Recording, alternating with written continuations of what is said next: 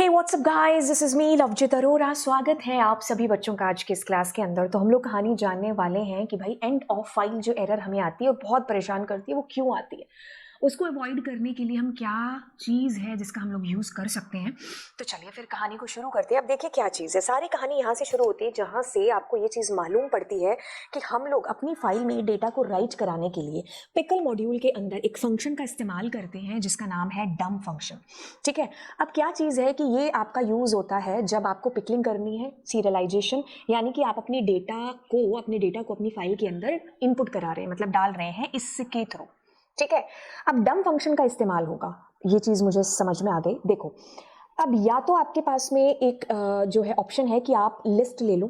ठीक है, आप लिस्ट लेते गए, मतलब लिस्ट में डेटा को लेते गए और डंप फंक्शन से आप क्या कराते गए, उस डेटा को बार बार इन कराते गए अपनी फाइल के अंदर, जब तक यूज़र चाहे, या फिर आप 5 बार 50 बार जितनी बार भी आपने बार बार डंप फंक्शन का यूज़ किया। पहले डेटा आपने सारा लिस्ट में लिया, अब उस लिस्ट के डेटा को आपने यहाँ पर लिस्ट और यहाँ पर अपनी फाइल का ऑब्जेक्ट दे करके उसको डंप कराते गए।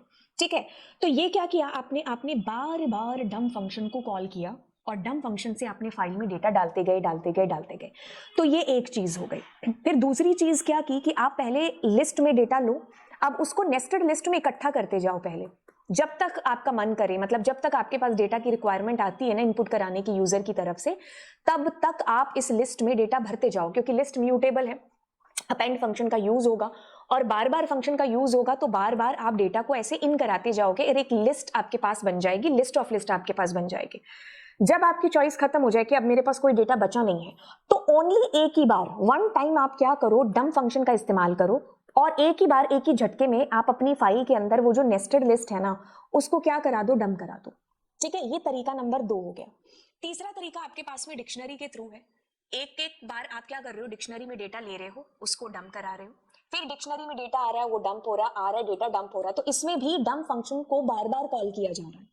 बार बार आपके पास जैसे जैसे डेटा की रिक्वायरमेंट आती गई, आप डंप करते गए, आती गई रिक्वायरमेंट, डंप करते गए। तो देखो क्या चीज है, आपको ये चीज मालूम है कि जितनी बार डंप फंक्शन कॉल होगा उतनी ही बार आपको डेटा को वापस लाने के लिए, यानी कि लोड फंक्शन का इस्तेमाल उतनी बार करना पड़ेगा। ठीक है, यहां पर आपने पहले डेटा इकट्ठा करा, उसके बाद एक ही बार में डंप कर दिया, तो एक ही बार लोड कराने की भी नीड पड़ी। लेकिन यहां पर आप लिस्ट को बार बार डेटा को डाल रहे थे, तो बार बार लोड भी है जो फंक्शन आपको कॉल करना पड़ेगा। जितनी बार डंप फंक्शन कॉल हुआ उतनी बार लोड फंक्शन। ठीक है, तो जब हमें बार बार कराना पड़ता है और हमें पता ही नहीं कि हमारी फाइल में डेटा कितना है, कितने नंबर ऑफ टाइम हमारा लूप है जो चलने वाला है, तो ऐसे केस में हमारे पास में जब डेटा सारा खत्म हो जाता है हमारी फाइल का, तो एंड ऑफ फाइल एरर है जो आती है। ठीक है, जैसे हमने राइट किया, एक तो ये तरीका था कि हमने नेस्टेड लिस्ट एक ही बार में डंप करा दी। दूसरा तरीका हमारे पास में है कि हम बार बार डंप फंक्शन को कॉल करके डेटा को डालेंगे, चाहे वो हम डिक्शनरी लें या लिस्ट से लें। ठीक है, तो ऐसे केस में क्या होता है कि हमारे पास एरर आती है। क्यों? क्योंकि हमें पता ही नहीं है कि हमारी फाइल में डेटा कितना है और हम इन्फिनिटी लूप चला बैठे। अब इन्फिनिटी लूप को बंद करने के लिए हमें ब्रेक तो इस्तेमाल करना ही पड़ेगा अपने प्रोग्राम के अंदर, बट ब्रेक इस्तेमाल करें तो करें कहां करें, क्योंकि डेटा जब हमें पता चलेगा कि इतना डेटा है, तब हम ना, या तो आप फॉर लूप ले लो और आपको पहले से पता हो। अब हमें यूजर की चॉइस से हमने डेटा को एंटर करा, तो हमें कुछ नहीं पता कि कितना डेटा हमारी फाइल के अंदर, तो ऐसे में आपको एरर आएगी जिसका नाम है and of file error. Data बेशक तुम्हारा वहां पर राइट हो चुका होगा, मतलब रीड हो चुका होगा, तुम्हें डिस्प्ले हो जाएगा, लेकिन जब फाइल बंद होने की नौबत आएगी लास्ट रिकॉर्ड के बाद, तो आपको एंड ऑफ फाइल एरर आ जाएगी। देखिए बेसिकली इस कहानी को समझिए। व्हेन रिपीटेडली डंपिंग डेटा, जब बार बार डंप फंक्शन का इस्तेमाल होता है into a file attempting to load it, specially with an unknown number of records, क्योंकि आपने यूजर की चॉइस ली है, मतलब यूजर ने आपको बोला है कि आप भी डालो, यस यस बोल रहा है यूजर कि हाँ आप डालो, अब नहीं डालना आपको डेटा। आपको पता नहीं है कितने नंबर ऑफ रिकॉर्ड्स हैं आपकी फाइल के अंदर। There are potential issues like not knowing how much data is in the file and encountering error while trying to load more data than what is available। क्योंकि आपके file के अंदर मान लो user ने कहा 4 बार डेटा डाल दो, तो ये रिकॉर्ड आया प्रिंट हुआ, ये रिकॉर्ड आया प्रिंट हुआ, ये रिकॉर्ड आया प्रिंट हुआ, ये रिकॉर्ड आया प्रिंट हुआ। अब आप दोबारा जा रहे हो लोड कराने के लिए, but there is no more data, data available ही नहीं है। In such cases using try except is a good approach end of file error को हैंडल करने के लिए। ठीक है, तो end of file error that occurs when trying to load data beyond the end of the file. आपके पास data सारा खत्म हो चुका है, उसके बाद भी आप लोड फंक्शन इस्तेमाल कर रहे हो, यूज कर रहे हो, तो एंड ऑफ फाइल एरर आएगी। When you read data from binary file using pickle.load method, it attempts to load data one at a time, क्योंकि जितनी बार डंप इस्तेमाल हुआ है उतनी बार आपको लोड का इस्तेमाल भी है जो करना होगा। If there is no more data, वहां पर कोई डेटा है ही नहीं है, तो फिर आपको ये एरर है जो रेज होती है। और इससे बचने के लिए, इसको हैंडल करने के लिए आपके पास है कि आप ट्राई और एक्सेप्ट का यूज है जो कर लीजिए, तब हम इसका इस्तेमाल है जो करते हैं। तो एंड ऑफ फाइल एरर से क्या समझे?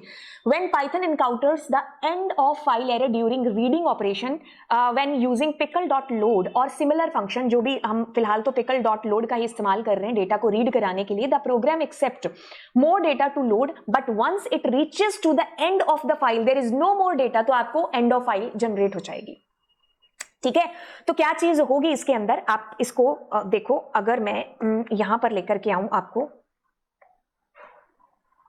जैसे हम अपने पुराने वाले कोड के अंदर आते हैं, ठीक है, तो मैंने क्या किया, यहां पर ध्यान से देखिए, यहां पर डिक्शनरी का सहारा लिया। एक डिक्शनरी में डेटा आया, आपने डंप चलाया, फिर डिक्शनरी में दूसरा डेटा आया, डंप चलाया, ऐसे करते गए और डेटा को डालते गए। ठीक है, आपको पता नहीं है कि आपकी फाइल में कितना डेटा अवेलेबल है, ये तो चलो आपने खुद ने इसको एग्जीक्यूट किया है। मान लो राइट कहीं और से होकर के आ रहा आपका डेटा, तो आपको पता ही नहीं है कि कितने नंबर ऑफ रिकॉर्ड्स उसके अंदर है। तो अब आप क्या करोगे, पहले फाइल को मोड में ओपन करोगे आरबी, जहां पर आपको लग रहा है ना कि रन टाइम एरर आ सकती है, उस एरिया को आप ट्राई एक्सेप्ट के अंदर बंद करोगे। ठीक है, अब मैंने क्या किया, पहला रिकॉर्ड डंप कराया, सॉरी लोड कराया, उसको प्रिंट कराया, दूसरा रिकॉर्ड लोड कराया, उसको कराया, प्रिंट करा दिया। ऐसे करती गई और सारे रिकॉर्ड्स मेरे लोड हो गए। अब उसमें कुछ बचा ही नहीं है, फिर भी आप लोड फंक्शन को कॉल कराओगे, तो ऐसे केस में आपको एंड ऑफ फाइल है जो जनरेट होगी। तो इसलिए हमने कहा है कि ऐसी एरर्स को हैंडल करने के लिए हम ट्राई एक्सेप्ट का यूज करते हैं। तो हमने कहा एंड ऑफ फाइल एरर आ गई, बस अब इसके बाद तुम फाइल को क्लोज कर दो। अगर आपको पता नहीं है कि कौन सी एरर है, तो आप इसको ऐसे खाली भी है जो छोड़ सकते हो। और ये कोई नई चीज नहीं है ट्राई एक्सेप्ट का यूज करना। जैसे कि आप मान लो, हम लोग कोई भी एक नंबर है, जैसे मान लीजिए मैंने कहा 90/8, तो हमारे पास 90/8 इज कमिंग ये। अब मैं किसी भी नंबर को 0 से डिवाइड करूंगी तो आपको एक रन टाइम एरर जनरेट होगी विच इज 0 डिवीजन। तो अब मैं इसको भी हैंडल करना चाहती हूँ, तो मेरे को पता है कि जख्म यहाँ पर है, मतलब जहां पर मुझे लग रहा है कि एरर आ सकती है, वहीं पर मैंने यहाँ पर ट्राई और एक्सेप्ट की ये वाली एरर आ सकती है, तो मैंने कहा रॉन्ग डेटा। ठीक है, अब मैं इसको एग्जीक्यूट करूंगी, तो अब आपके पास देखो, आपका प्रोग्राम अचानक से बंद नहीं हुआ। तो अचानक से बंद ना हो हमारा प्रोग्राम, आगे कुछ है तो वो चले। इस वजह से हम ट्राई और एक्सेप्ट का यूज है जो बेसिकली करते हैं। कभी कभार आपने ये भी देखा होगा, जैसे फाइल और मैंने कहा ओपन, अब मैंने यहाँ कुछ भी फाइल .txt दी और मैं इसको आरबी मोड में ओपन कर रही हूँ, मेरे पास ऐसी कोई फाइल है ही नहीं है, तो ऐसे किस्म में मेरे पास एरर आ जाएगी कि भाई ये फाइल है नहीं। तो अब मैं क्या करूंगी, अब मैं करूंगी ट्राई और मैं कहूंगी यहां पर, एक सेकेंड, ट्राई और मैं यहां पर कहूंगी कि अगर ये फाइल नहीं मिलती, जैसे मेरे को पता है कि फाइल जो एरर आ रही है रन टाइम वो ये है, अगर नहीं पता तो आप एक्सेप्ट भी लिख सकते थे, बट मुझे पता है कि अब ये वाली एरर है, तो मैंने ये लिखा। अब मैं प्रिंट करा रही हूं, तो मैंने कहा फाइल नॉट फाउंड। तो अब अगर मैं इसको एग्जीक्यूट करूंगी तो मेरा प्रोग्राम अचानक से बंद नहीं होगा, आपको ये प्रिंटेड मैसेज है जो डिस्प्ले हो जाएगा कि भाई ये जो है आपकी फाइल नहीं मिली है, आपने जो भी मैसेज देना है वो आपको प्रिंट हो जाएगा।